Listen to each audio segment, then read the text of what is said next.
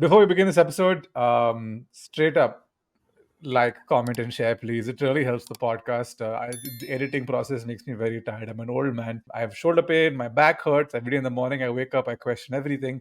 So for me and for Rohit Sanity, please subscribe to the podcast. It does us a world of good. I mean, making it a question of our sanity is a bit dark, dude. Let people think what they think. Anyway, Okay, cool. welcome back to a brand episode of Two Please. I'm your host, Abhin. And I'm your co-host Rohit. And today we have a slightly interesting episode. I kind of took a little while to wrap my head around what Abhin was trying to say, but once I got the hang of it, I was like, "Hey, this is interesting." So this episode will probably be out by around Valentine's Day. That's the idea, at least. So what we're trying to do. So this is not a an episode on movies about love. This is not an episode that movies we watch with our partners. This is in fact a flip on the latter. This is movies that we've always wanted to watch with our partner for whatever reason, and we've always been shot down. Right? We're like, hey, can we please? I really want you to watch this because I have a feeling you'll like it, or at least I love it, and I want to share this with you. And it's like always met with a nah, not happening. So that's the theme of this episode. Did I explain that well enough, Abhin? Pretty much. I wouldn't fully agree with the point that these are movies that I love. Some of these movies I definitely don't love, but there's a reason why I want to watch them. Like, I have a certain reason as to why I would like to sit down with my partner and watch them, because I feel like the experience plays a huge part. But I don't want to give much. I don't even think you know what that one movie I have lined up is Even about. I don't know. Yeah. Yeah, exactly. It's like a secret movie. I'm scared. So, hmm. Before we get into it, let's start the show.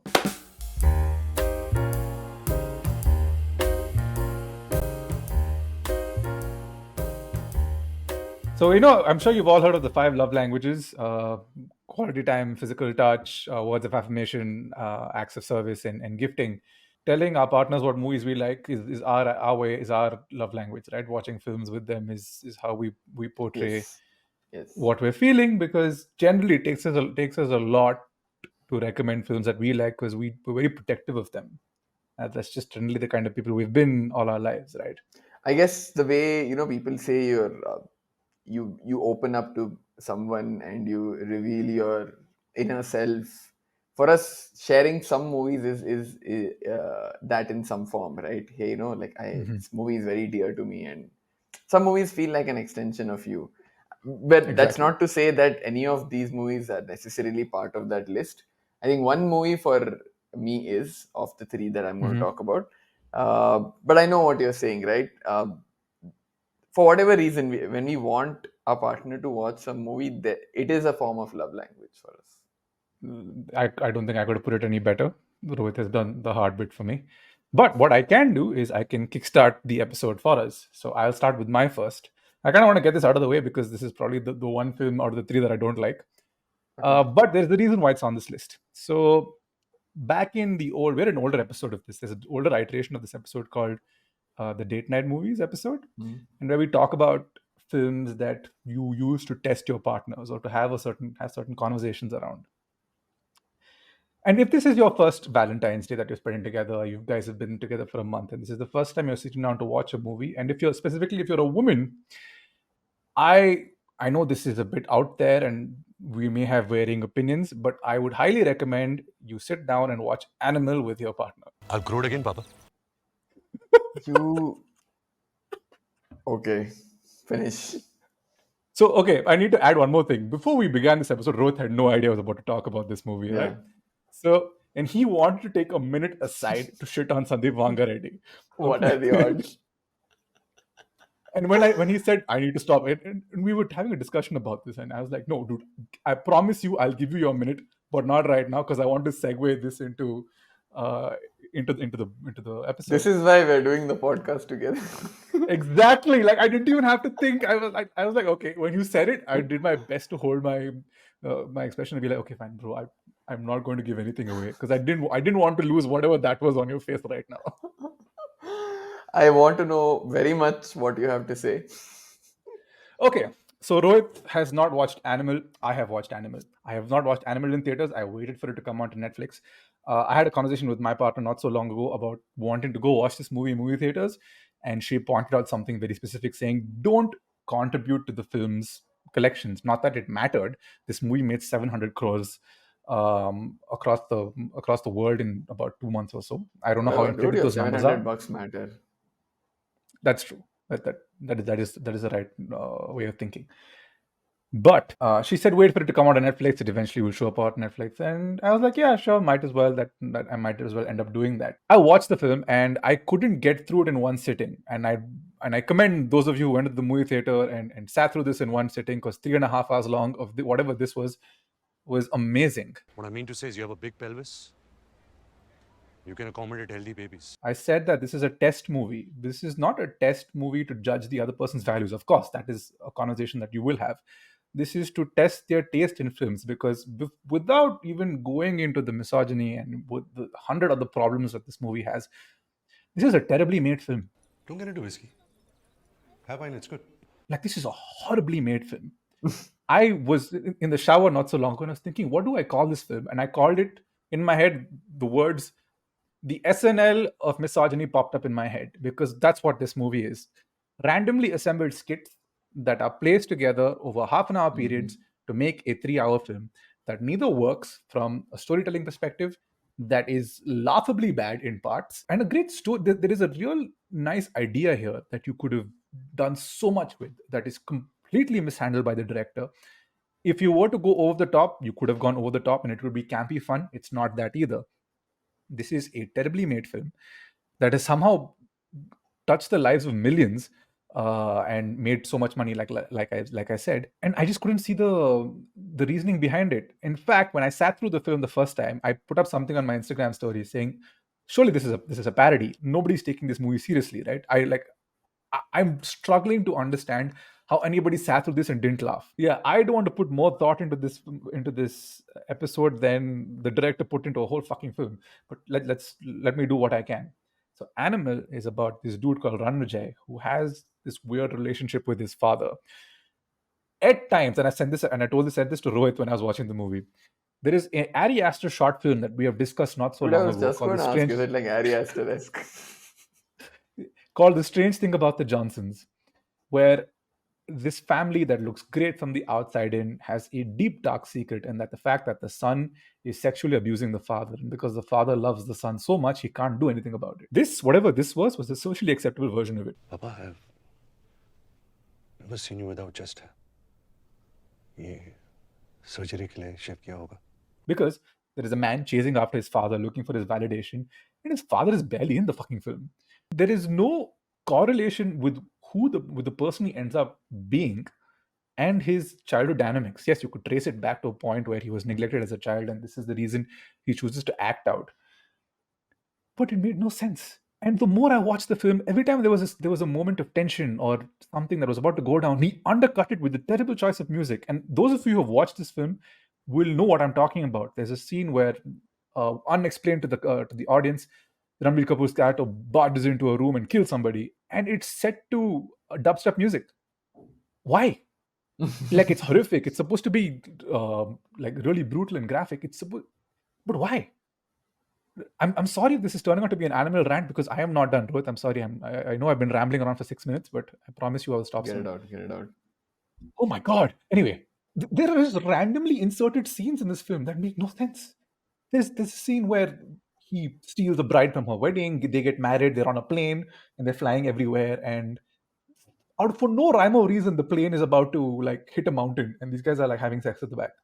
And then Ranbir Kapoor shows up and lifts the plane up the mountain. Why is this scene here? No one cares, because as soon as that scene ends, it cuts to 6 or 7 years later, or 10 years. I don't know who gives a shit.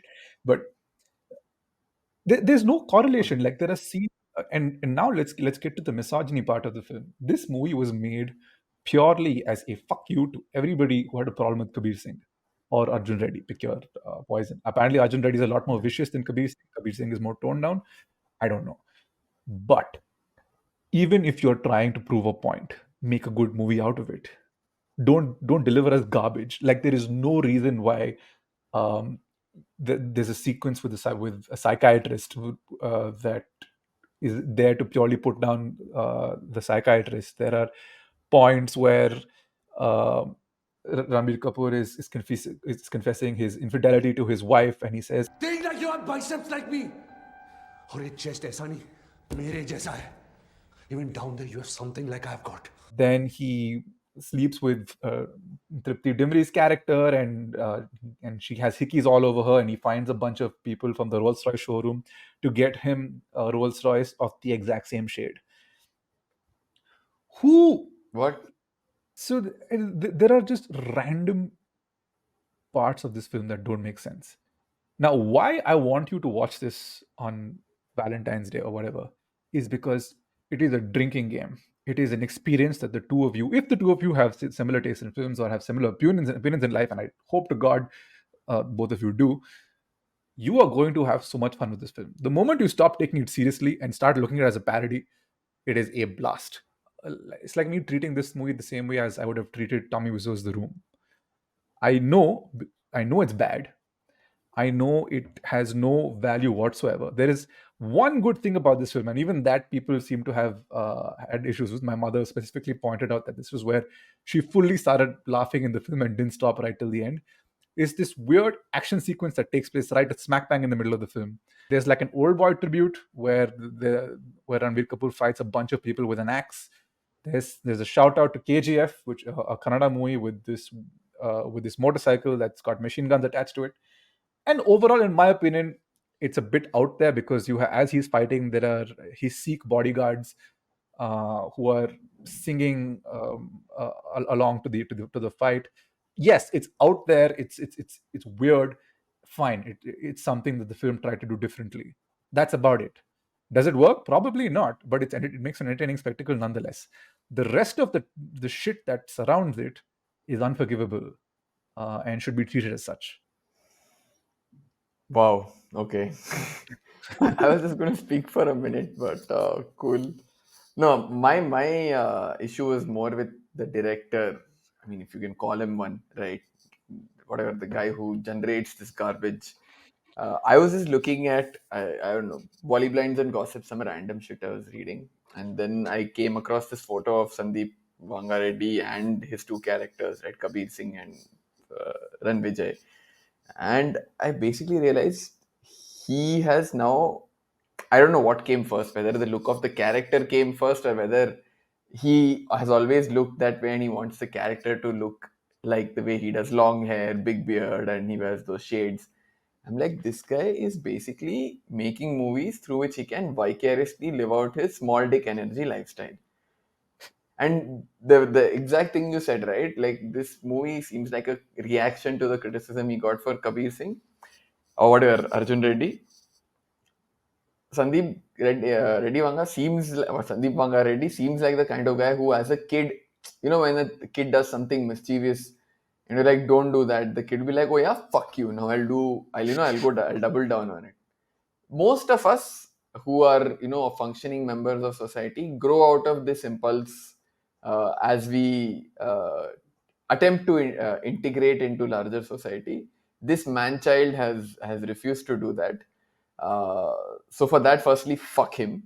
And the kind of values that he's propagating through his films, fuck him. I don't want to mince any words here. This guy is like the lowest dredges of mankind, of humanity. And it's no surprise that his movies work in India, right? This is a country of small dick energy.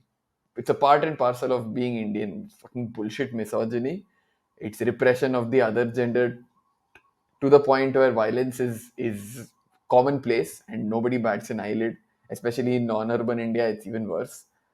So, I mean, it's sad how unsurprised I am that this motherfucker's movies work in this country, but shit, come on, we can be better than this, guys. No, I just wanted to get all of that out of my system. I happened to read this in the morning. I've just been so irritated about this, right? Like, an individual like this is even given a platform. It's just a failure of like intellectual society. Forget intellectual platform, dude. I mean, this is how South Indian directors are viewed for some stupid reason.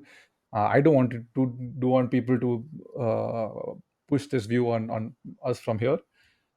Yeah. Like, what the hell? Anyway, let's not spend any more time on him. Yes. Also, slight location change. I don't know what is happening with the internet in the other room, so now I have moved it to the study. Hopefully, this stays reasonably okay for the rest of the episode. Praying, because the editing will be a nightmare in that scenario. But Yeah. let's go. What else are we can Yeah. move on Let from me animal let me go with. if you have any No, other I don't. added. No, Let's I'm go. done. Yeah. Let's go Enough to your time first. has been spent. Yeah, yeah. Let's move on to greener pastures, happier times. Let me talk about my first movie. And like I was mentioning, this is of the three movies I'm going to talk about. This is the one movie which I was kind of like, I really hope Poonam likes this because this is one of my favorite movies. This is one of those, I'm opening up to you kind of movies. Okay, so the movie I'm talking about is 1969's Butch Cassidy and the Sundance Kid, 68, 60, I think it's 69, starring Paul Newman, Robert Redford.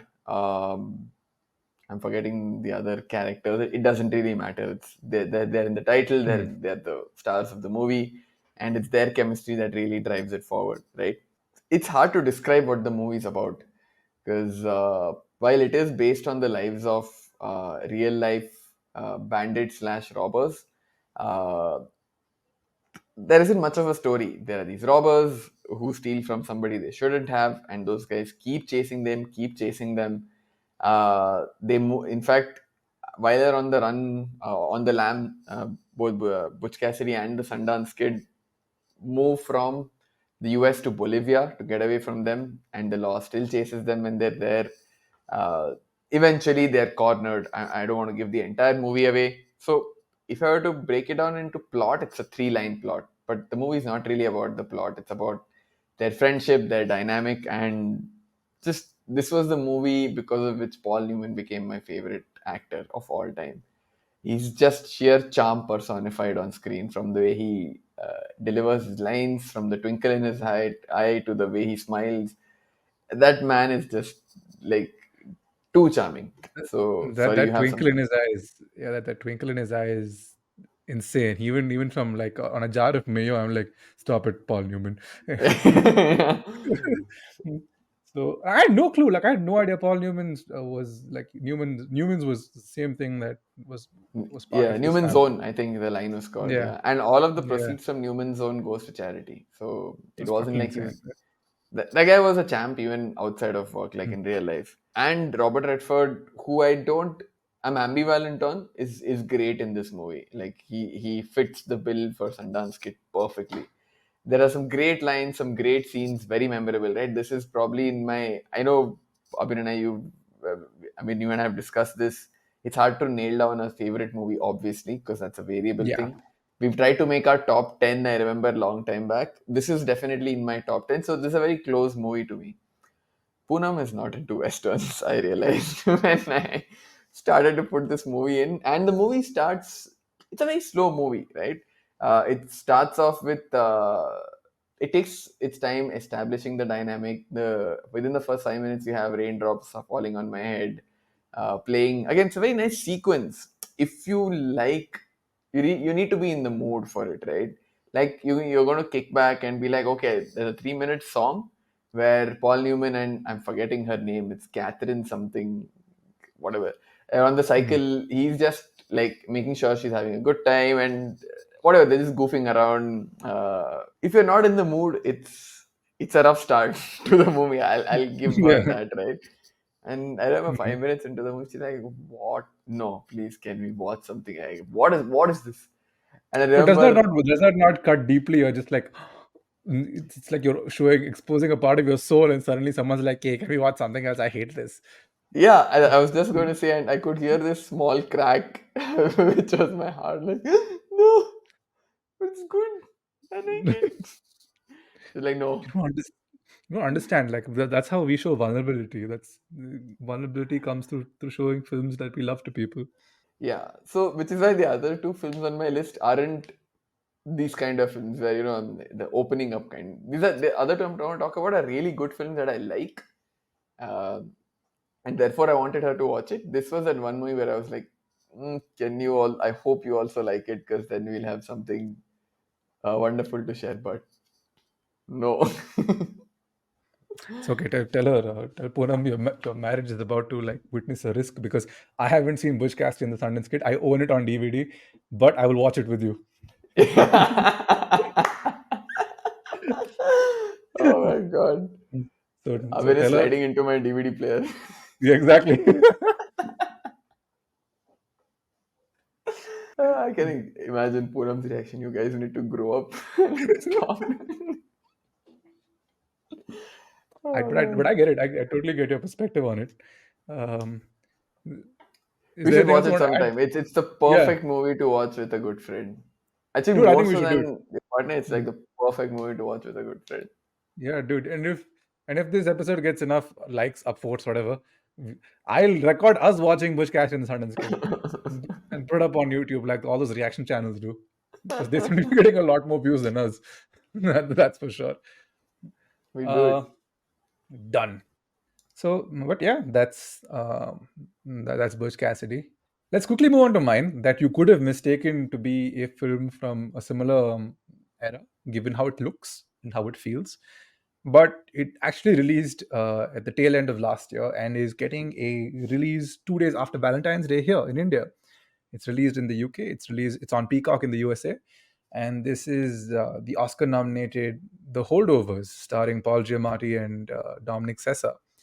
Now, if anyone were to ask you, like, what's the elevator pitch uh, for The Holdovers, right?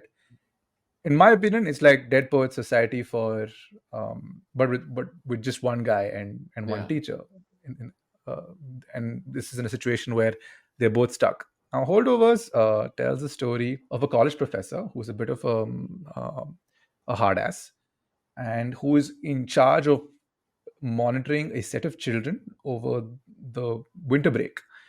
There are certain kids whose parents are unable to pick them up from boarding school, so they spend the break indoors, and the teacher supervises them through this period. And there's one such character in there, played by Dominic Sessa, who is a little more complicated. He's got a bit of an issue at home, and like he's smack bang in the throes of puberty. He's feeling all these emotions.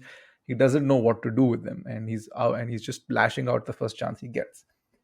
So it's Paul Giamatti's character and him that come together over this period, and of course they have you have Devine Joy Randolph, who plays the head chef of the school, who's just lost her son to the war, I think to the Vietnam War. So there are these four five um, characters that have not a lot in common, but are grieving something in their own way, that come together over this period. And it is such a warm blanket of a film. Many have called it the perfect Christmas movie, and Alexander Payne hates that title. I believe, and I quote, feels it's nauseating that people think that way. But I understand why people feel that way, because it is the way I watched this film. I watched this film on a cold winter's Bangalore cold winter's day, wrapped up in my blanket, and I had such a great time. I made friends watch it; they loved it as well. My father has not spoken about the film in such high regard, purely because he went to boarding school himself and he has some memories. Ah, And he brought up this thing about, and he hated his time at boarding school. And he says, when those kids got left behind at boarding school, I remembered a time where there was only a 10-day period, so nobody came to pick us up because it would take too much time. So all the Shetty boys were put together shitty boys. involved, yeah, in Baldwin's, because this is how, like, if you know my family, like, when if one brother goes to a certain school, the rest of the family follows suit. Yeah, This is you don't how have it a goes. family, you have a clan. And yeah, basically, yeah. Less said about it, the better. Yeah. But The Holdovers generally is a really heartwarming film. It's something that I would watch with a partner any day, given the chance, because there's nothing loud or there's nothing off-putting about it.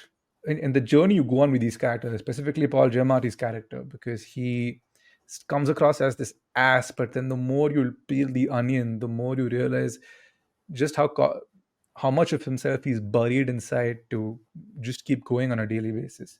Dominic Sessa's character again is he just wants to spend time with his family, and for whatever reason he's unable to have them together at the same time.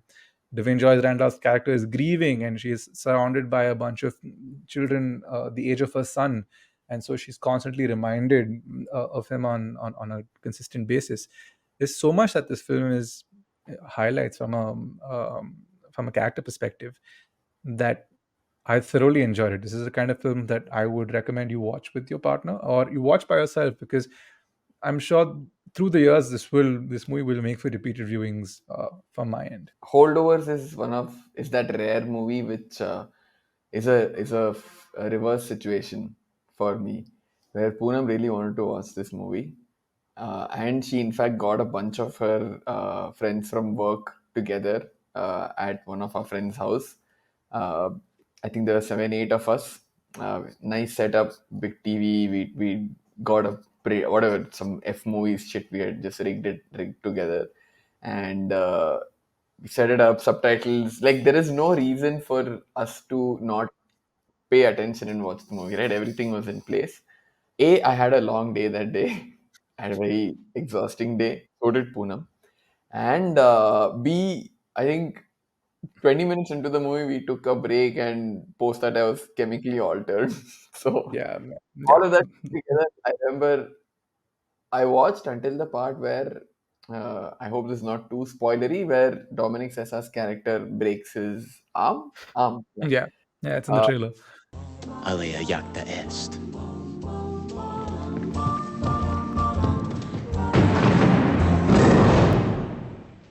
Hmm. yeah. So I watched until that part, which I'm guessing is not like a big part, like not much of the movie was done. Not at all. I think And it's at just that like the point, I was first. like, "Oh, this movie is really nice." And it's fucking past. Apparently, soon after that, so did Poonam. And then we were woken up and we both left. All of the others who were corralled into watching the movie ended up watching the rest of the movie. Poonam, who made the plan, and I, who she really wanted most to watch the movie, we just fucked off in minutes sleep. Maybe it worked out in your favor because now this is a film that two of you can enjoy together, because it obviously has that memory or the fact that she suggested it, and Yeah, then yeah, it became like this weird plan that, and this is my thing with going to watch movies with groups. It pisses me off because everyone everyone has has their like, own agenda. yeah, they're on their phone. Someone is like asking for food, something or the other. Like this brings me back to a memory of when uh, the last season of Game of Thrones. So whatever you may think of Game of Thrones, that last season was like a Super Bowl event, right? Everyone was getting Yeah, together to watch it, and I'd never watched Game of Thrones with anybody in my life. This was a show that, for the entirety of the 7 seasons that I managed to catch of it in India, I would go to work on a Monday morning, and it would drop somewhere at 8 a.m. on a Monday morning. So I'm not the kind of guy who'll watch the show and go to work, but I would go to work, switch off my social media, come back home, work out, finish everything, and then at the end of my day, I'd sit down to watch Game of Thrones. That was my ritual, because that's how I enjoyed watching the show. This was the first time I watched it with a group of people, and I hated it, and I vowed to never do it again, because I need when you go to a movie theater, you're forced into silence. When you're watching a movie in a living room with people, that judgment from people you don't know isn't there. So people are a yeah. lot more free, people are a lot more lax, and that annoyed me. And I think that was the last time I have watched a movie or a show that I haven't seen before with a group of Mm. people. So now what I do is, if I have to watch something, if I'm going to watch a movie at a friend's house, I will always Watch suggest it. a film I have seen. Oh, okay. I will. I thought you So quickly watch it beforehand. For no, not that. I explicitly make it a point, unless there's one friend who insists that I watch movies that I haven't seen with her. But besides that, every other group that I end up with, I always make sure it's a movie I've seen before, because it the mannerisms of the people around me annoy me a lot if it's not, especially in a movie I'm trying to pay attention to. yeah, I agree.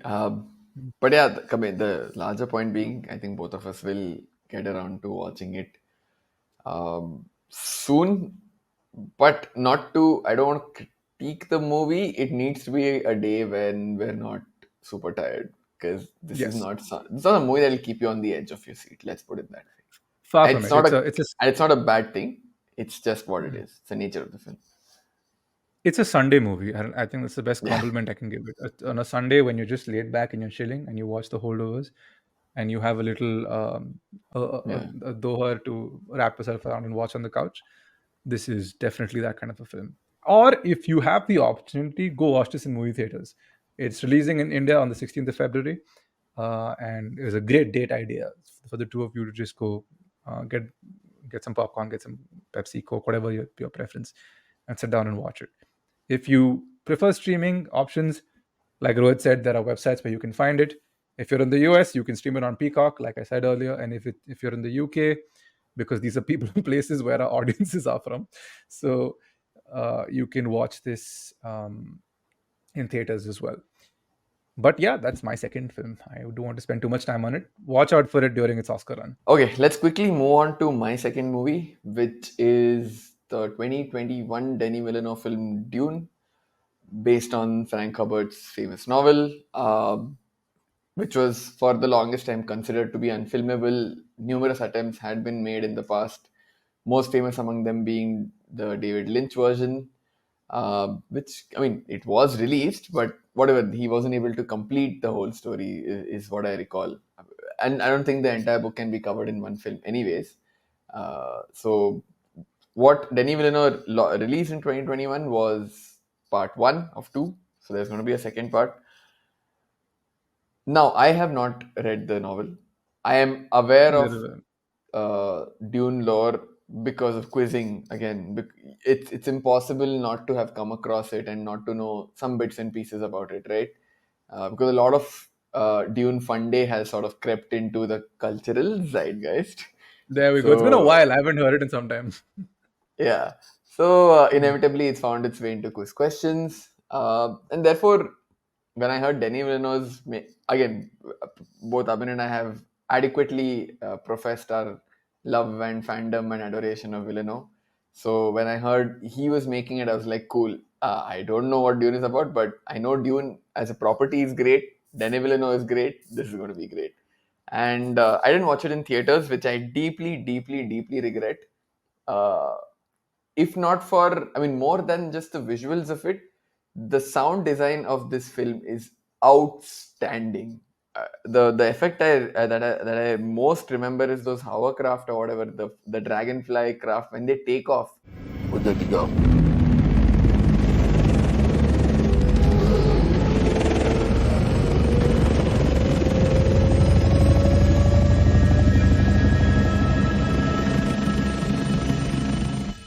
And I could feel those the sound in my rib cage, in my gut, right? So it was a fucking outstanding movie experience. And I watched this alone. I think this was Poonam was at work or was at a friend's house. I had a free evening. I watched it alone. So after that, I was like, okay, I need to make her watch. I kind of knew this uh, when I was trying to pitch this movie to her, right?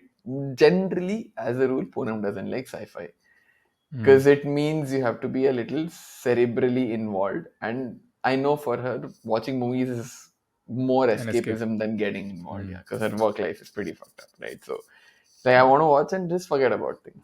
So, generally, which kind of rules out sci fi because you have to really pay attention. And I could tell as I'm describing the movie to her, instead of hitting marks which will increase her enthusiasm, I'm only digging the hole further. First, I said Yeah. planets. She's like, planets. Yeah. And I said, no, there's a lot Mm. of lore. She said, there's lore. Then I was like, no, no, but there are these nice monsters, these giant worms. She said, fucking worms. Please, pass. It's like you went from story to characters, and then finally, when both of them failed, you went and said, "Oh, spectacle, giant worm, giant sandworm." So, and she said no. Did she end up watching it finally? No, it's never going to happen. Okay.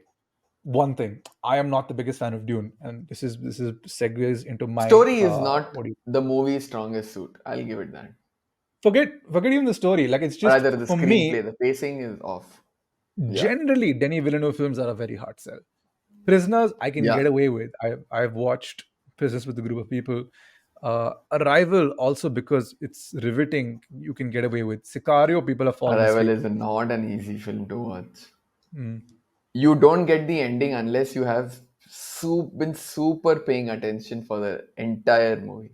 Arrival expects your complete involvement from start to finish. Hmm. Otherwise, But you it's won't because get the ending, and if you don't get the ending, the movie is pointless. Arrival is not an yeah, easy movie to watch. yeah, my dad wasn't the biggest fan. He fan of the Holdovers, not so much of Arrival. So, and I'll use him as a as an As a example, barometer. as a persona. So we're marketing people, no, this is what we Yeah. do. So, but coming back to Dune and whatever opinions people have had, it's a good movie. Um, would I suggest it on a Valentine's Day or a couple bonding session? Probably not, because either you are with a person who is a massive Dune freak or is into big sci-fi and fantasy stories, then yes, get You're it. right. You have to be one of three camps to be even interested to watch the movie. You either need to be a Dune fan, you need to be a sci-fi fan, because it is a good sci-fi movie, regardless of whether it's a good entry into the sci-fi genre. Yes, a little speculative, a little what I mean, a little circumspect, a little it takes its time, and pacing is patchy. Or you need to be a fan of political intrigue, sort of, because there's a lot of that in Dune as well. Fortunately for me, I fall into camps 2 and 3 of those three, so I could still enjoy it. But like, if you observed, I drew focus not to the screenplay, not to the story, which I usually do when I talk about movies. What I took away from it was the sound design. So yeah, the movie does have its flaws, but it's definitely a good one time. I'm looking forward to part two. I'm very upset that it's not called Dune Machale or something, and there's no Hrithik Roshan because there's sand. There is every time I Come as look at Queen Elizabeth. yeah, exactly. Every time I see Timothée Chalamet on like a sand dune, I'm like, oh, that Hrithik Roshan could have played this part, and Yeah. then Maybe it is. breaks At the into end of like the movie, he'll take off the mask as Hrithik Roshan. Oh, come on. Hrithik Roshan is Timothée Chalamet. Who knows? Hmm. So Abhishek what's Bachchan hiding in the sand somewhere. yeah, I know. But yeah, that was Dune. What's your third film? All right, my third film is it's a film a lot of couples are probably seen or not. Who knows? So, my third film is a Studio Ghibli movie, and it's not the go-to Studio Ghibli movie that is Spirited Away. Everyone seems to say Spirited Away is the ultimate film. I don't think so. I mean, I like it. I don't love it. There are possibly two Studio Ghibli films. I haven't seen Boy and the Heron, so I can't comment on it. That I really enjoy. One of them being Grave of the Fireflies, and the second being Princess Mononoke, which is what I'm recommending.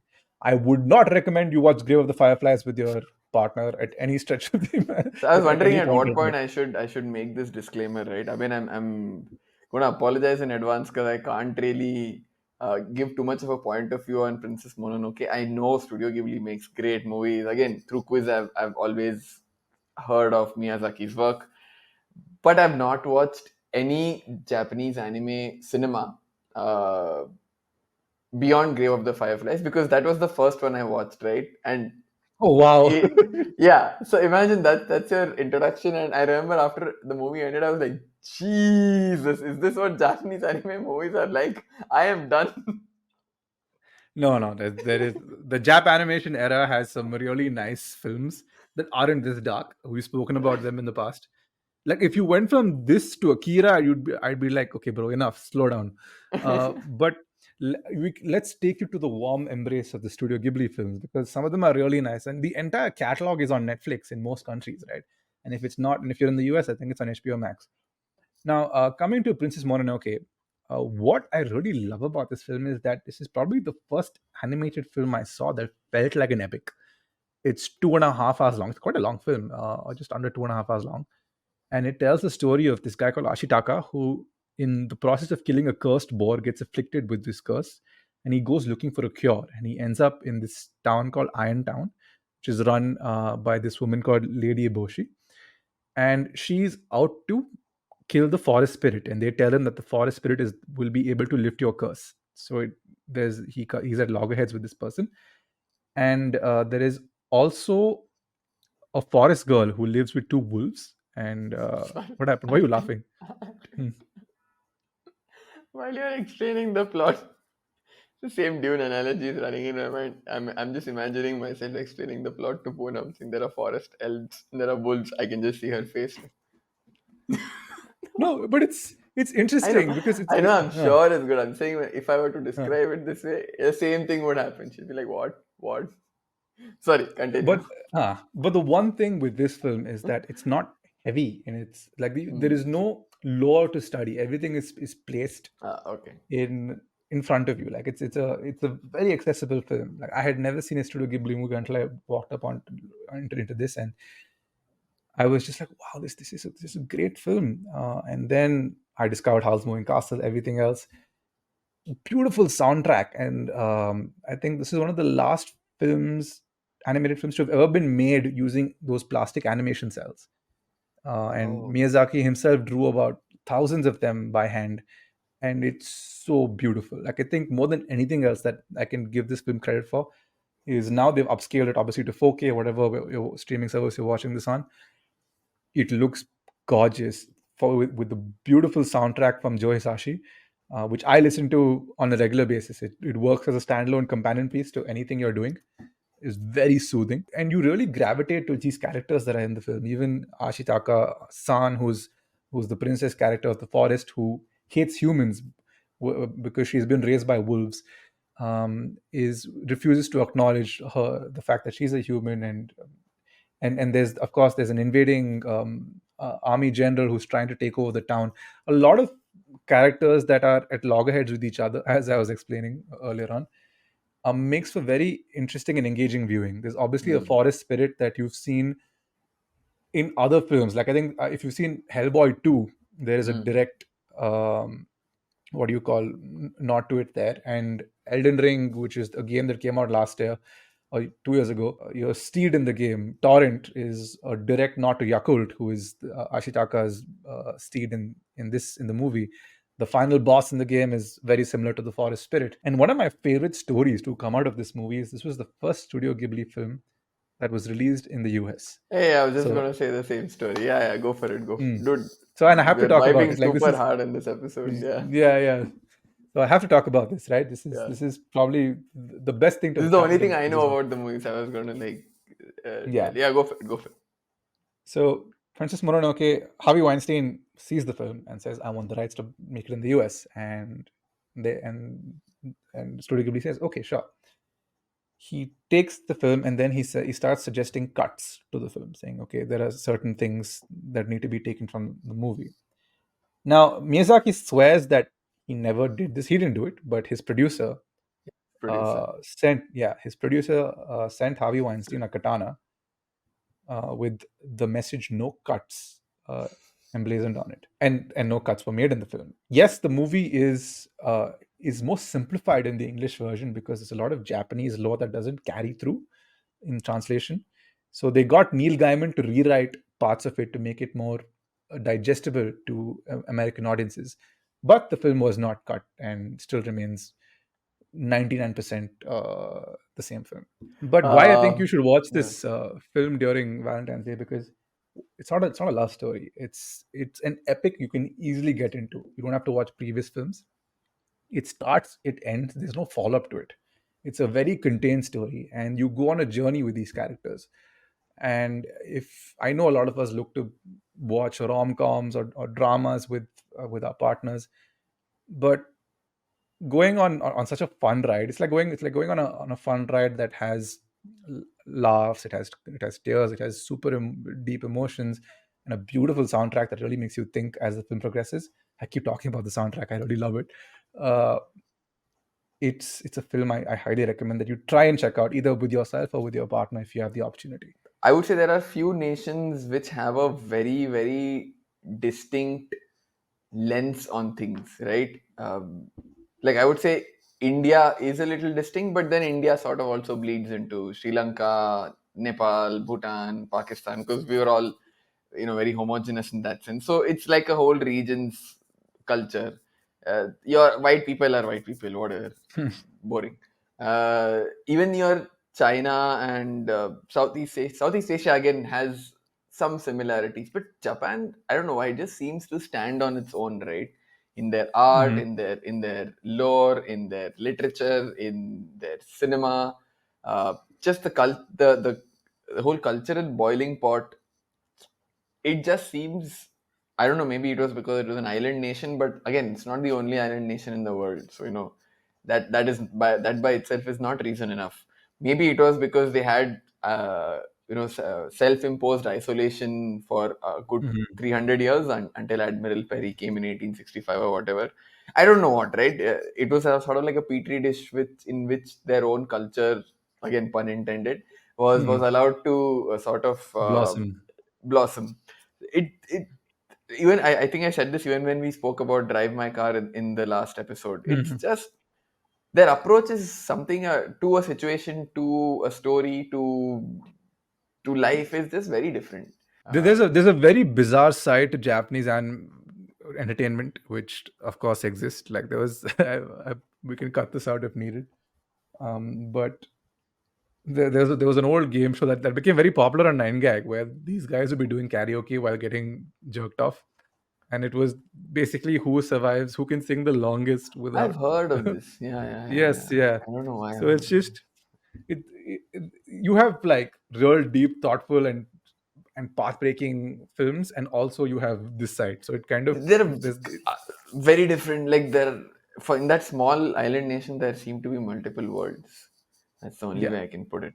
So I get that, and for that reason, if nothing else, I will probably at some point get over my Grave of the Fireflies trauma and watch some more Studio Ghibli.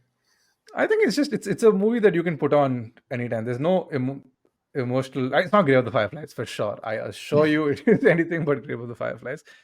It's I think once you watch one, you probably will go back to, and you'll get more curious. You'll go explore Totoro. You'll explore Ponyo. Howl's Moving Castle, I think, is probably the gateway, or even Spirited Away is the gateway, but Howl's Moving Castle is much beloved by the community. Mononoke is my personal favorite, and it is a film I would watch with anybody, including you. So tell your wife I'm going to make you watch Mononoke. Done. Mm. Cool. So coming Okay. to my last film, again, not a very cheerful one, but a movie that I personally love a lot. The movie I'm talking about is 2017's Logan, directed by James Mangold, if I remember correctly. Starring, of course, Hugh Jackman. You have Patrick Stewart. You have Stephen Merchant in a very interesting role. The bad guy is Boyd Holbrook. Boyd Boyd. Holbrook, Yeah. yeah, Boyd Holbrook Hmm. plays the bad guy. Very interesting take on the superhero movie as a concept, I would say, but also within X-Men movies, within whatever air quotes Marvel movies, stands apart, right? This is not a movie of spectacle. This is not a movie of line drops or big moments or superpowers or any of the things that you expect from an MCU movie. This movie almost has none of them. This is super character driven, super story driven, and the relationships between the characters. It needs you to buy into it. It needs you to get emotionally invested, and it rewards you handsomely for it if you do. Right? Very rich in storytelling, and I'm probably painting with too broad a brush. I wouldn't consider Hugh Jackman to be a great dramatic actor. I'm not saying he's bad by any stretch of the imagination, but he's no Daniel Day Lewis, right? But he's Hmm. really good in this movie. Um, but again, the star of the show is Daphne Keane, who plays the little girl. Hmm. I'm forgetting her name. She's also lovely in the film. So is Patrick Stewart. I would say for both of them, Stewart and Jackman, in their long and storied career playing these characters, this is their best turn, right? Far and away their best turn. Hmm. So there's a lot to love about the movie. And I remember the first time I watched it, I was like, damn, this movie is good. I wanted Poonam to watch it. Similar to sci-fi. Poonam like superhero movies. Okay, let's get a little real. This is a little... And I get that, right? Superhero movies are... I myself have now been... I'm fucking done with superhero movies. For a while at least. She was already done with it like 10 years ago, I think. So I don't blame her for this. As much as I probably would for say a Butch Cassidy, that still hurts. But I get her point of view. I was like, maybe you want to give it a try. She was like, no. I'm like, okay, fair enough, cool. I tried. No, it's funny that you brought this up because I think we're really vibing really hard today. So the film I took off the list to make way for an animal for whatever the impact that was Deadpool, which Uh, is yeah, which is in my opinion it's a Valentine's Day film. They advertise it as a Valentine's Day film. Yeah, he does. It's kind of insane that we brought it back to the X-Men universe. Yeah. This is a movie I've seen once, and for good reason. And willingly, I've seen it once because every time I try to rewatch it after, it's too much. It felt like I was watching the Last of Us featuring Wolverine, and I loved the storytelling in the film. This is probably the first time, like I sat up and said, James Mangold, I wasn't familiar with your game, and then I realized I was very familiar with his game because I had seen Identity, I'd seen 310 to Yuma. I just didn't know who the director was. Oh, yeah, Uh, 310 to Yuma is also a fucking amazing mm, movie. exactly. So even though it's a remake, but whatever. It's such a fun film starring Russell Crowe and Christian Bale. So I went for such a ride with this film. That last 30 minutes is like a gut punch. That last Uh, 30 minutes is hard. It goes hard. and even when Patrick Stewart, Professor X is having a seizure. Is he having? I'm not. I forget. Yeah, He's he yeah, just very has his, he radiates these blasts of his psychic power or whatever. yeah, It's so sad, exactly. dude, to see him like that. It went from a very dark turn given where Days of Future Past ended, because Days of Future Past ended. I think X-Men Apocalypse also came. Yeah, X-Men Apocalypse was after this, which was this weird bright. I didn't watch it. Never mind. We spoke about it on, I think it's on one of the episodes. I think it's on Great Probably. Expectations. Yeah. So and then this came, and this is probably Hugh Jackman's. They were talking about Oscar nominations for his role, Yeah, and fair. I think Totally fair. the poster is a tribute to Schindler's List, which is the hand, and Ah, he's yeah. him holding the hand, and the claws falling, and the claws Even are the falling out. trailer was so kick-ass, dude. It used Johnny Hurt's cover of Johnny Cash's cover of Hurt, Hmm. and I was like, first of all, I hadn't heard that. I had heard that cover vaguely, but this trailer brought it back to memory. I was like, fuck, what a brilliant use of the song. I'm But actually kind of not happy about the fact that Hugh Jackman's coming back in Deadpool 3 because this was the I perfect send-off. They're sort of messing with they canonically they pulled it off. This is as good a send off as people talk about Captain America send off in whatever your Infinity Endgame. Endgame. Sorry, truly whatever Endgame. I was like, guys, Logan, please Hmm. pay your Logan respects. is. I think what they're trying to do is they're not trying to interfere with it after. They're catching him somewhere in the middle of his Yeah, with Deadpool you can do journey. whatever Yeah. you want, right? Like Yeah. walls, timelines, nothing matters. Hmm. I'm curious. I'm curious for Deadpool, but Logan, I really enjoy. I think No, like when I even say Daphne. sorry, not just canonically, just to clarify that Hmm. point, it's not just the fact that Wolverine, the character, had a great send off. It was also Hugh Jackman. I was like, this is my send off for Hugh Jackman as Wolverine. That is the part that's Yeah. bugging me. I Yeah. I I think had made peace we with okay, I will not see him on screen as Wolverine again. I'm like, okay, we'd I'm spent happy, 17 but I'm years with him as confused. Wolverine. Yeah. We're like Yeah, this is that's one of like we those. grew up with him as Wolverine. Yeah, and X-Men for me, the first one is still one of my favorite films. Even X2, X1, 1 and 2 are X2 both is, phew, was so damn good. That whole Jean Grey yeah, sequence at the end is damn. mm, pity about the director, though. And Oh yeah, sorry, I forgot. Brian yeah. Singer. Shit, we can't praise those movies now. Anyway, uh, but coming back to Logan, there's so many things. That whole Pity the about the fight sequence director. that takes place. Understatement of the year. Sorry. Sorry, you were saying about the Logan fight sequence. Yeah, okay, fine. Let's start talking about Brian. I don't. It's depressing stories Yeah, anyway. yeah. Uh, but the whole the sequence that takes place in the house where they stop to take shelter for the night Mhm. is Oof, brutal. brutal. Brutal Uh, is the word. yeah, I remember walking. I think I've written a review for this, and if I have, I'll go back to it and see what I thought of it back then.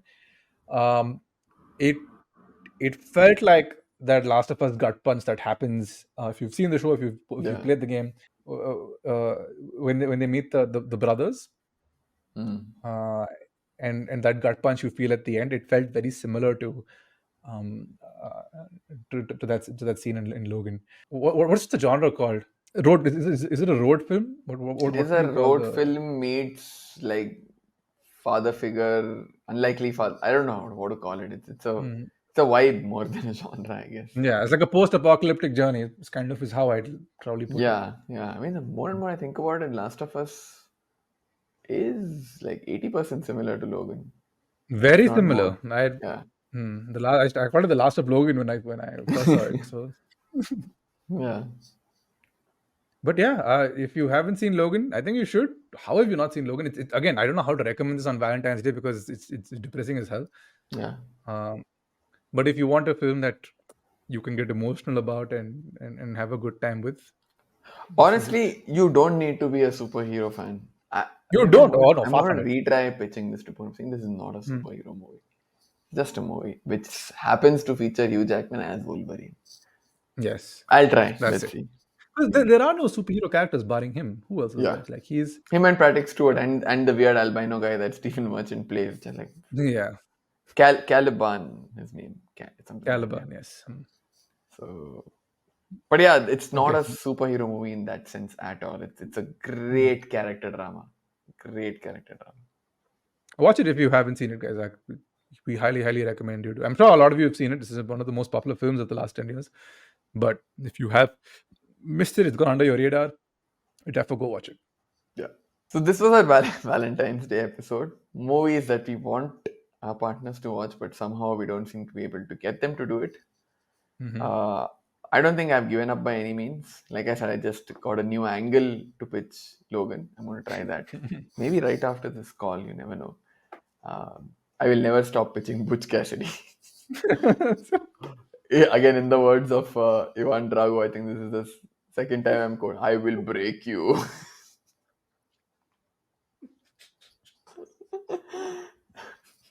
Okay. But yeah, that's us for this week. If you haven't liked the episode, guys, please come on, like the episode. It takes Yeah. 1 minute. Not even a minute, takes a second. Subscribe to us so we can keep putting out more content for you. And we'll see you on the next one. We don't know what we're talking about. We're back to square one here. But it will be entertaining. That I promise you. Until then, take care. Bye bye.